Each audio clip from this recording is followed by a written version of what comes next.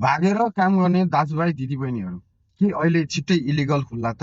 अहिलेको अवस्थामा तपाईँहरू चाहिँ नेपाल जानलाई चाहिँ मिलेको छैन। भोलि कसरी जाने त? यो भिडियो धेरै लामो हुन्छ, एकदम ध्यान दिएर सुन्नु होला है। विशेष गरी त तपाईँहरू नेपालबाट चाहिँ यहाँ एउटा एउटा काममा आउनुहुन्छ, तपाईँहरूलाई चाहिँ भनेको स्यालेरीहरू नपाएर धेरै कुराहरू चाहिँ कमी कमजोरी भएर अथवा कति त चेलीहरू ह्यारेसमेन्टको सम्म शिकार भएर चाहिँ त्यहाँबाट चाहिँ भागेर अन्तत काम गर्नुपर्ने अवस्था रहेको हुनाले तपाईँहरू चाहिँ त्यहाँबाट भाग्नु भएको। अब यहाँ तपाईँको रुम पाउनलाई पनि भागेको मान्छे छैन भनेर भन्छन्। तपाईँहरू मेडिसिन लिन जानुभयो भने त्यहाँ पनि पाउनुहुन्न। पैसा हाल्नको लागि पनि कार्ड भएको मान्छे चाहिन्छ। धेरै गाह्रो छ होइन।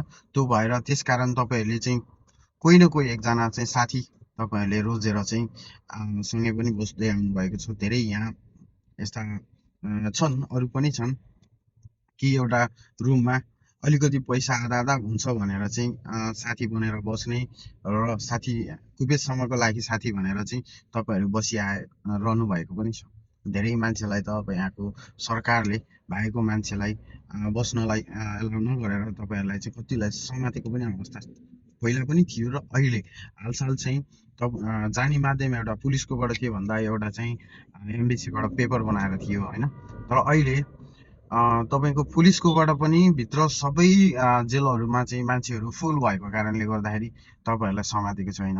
अहिले एमबिसीबाट पेपर बनाएर पनि जाने ठाउँ त त्यही नै हो। त्यहाँ अलिकति प्याक छ, यत्रो महिनादेखि चाहिँ फिलेन खुलेको छैन। त्यही भएर अलिकति धैर्य गर्नु होला तपाईँहरू होइन। किन भन्दा यहाँ भागेको मान्छेहरूलाई एकदम हेला गर्ने मान्छेहरू धेरै छन्, त्यो आफ्नो ठाउँमा छ। तर म चाहिँ त्यतातिर पढिनँ, किन भन्दा आफ्नो बाध्यताले भागेको, आफ्नो चाहिँ एकदम गाह्रो भएर भागेको। तर 100मा 2-4% यस्ता पनि छन् कि त्यो रहरले भाग्ने, रमाइलोले भाग्ने पनि छन्। हामी त्यतातिर नजाऊँ। र अहिले जहाँ बसिरहनु भएको छ तपाईँहरूले अहिले चाहिँ काम पाउनु भएको छैन, धेरै गाह्रो छ होइन। जहाँ बसिरहनु भएको छ त्यहाँनिर गलत काम चाहिँ नगर्नु होला होइन। तर जहाँ बस्नु भएको छ त्यहीँनिर चाहिँ अहिलेलाई होल्ड गरेर बस्नु होला। काम गरिरहनु भएको छ भने काम गरिरहनुहोस् होइन।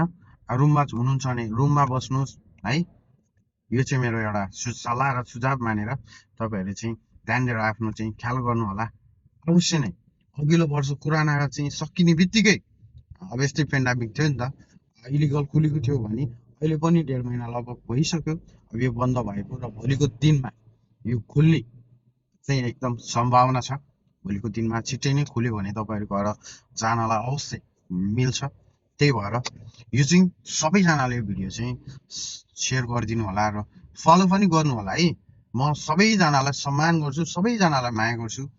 फलो गर्नु होला, लाइभ खोलेको बेलामा लाइभमा नि आउनु होला। टेन्सन नलिकन बस्नु होला है। जय नेपाल।